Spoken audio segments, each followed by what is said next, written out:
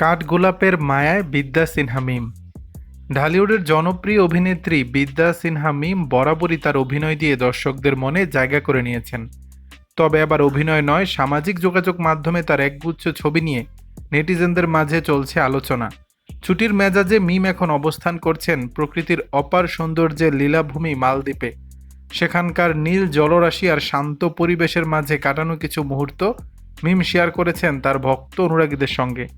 তবে সব ছাপিয়ে এবার আলোচনার কেন্দ্রবিন্দুতে উঠে এসেছে একটি সাদা হলুদ রঙের কাঠগোলাপ।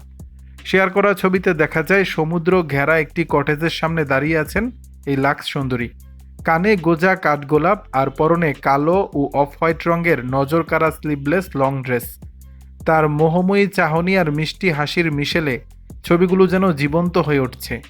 কখনো ক্যামেরার দিকে তাকিয়ে আলতো হাসছেন, আবার কখনো কাঠগোলাপের স্নিগ্ধতাকে ফোকাস করে ফ্রেমবন্দি হয়েছেন তিনি। প্রিয় তারকার এমন স্নিগ্ধ রূপ দেখে মুগ্ধ নেটিজেনরা। মিমের কমেন্ট বক্সে জমা পড়েছে হাজারো প্রশংসা।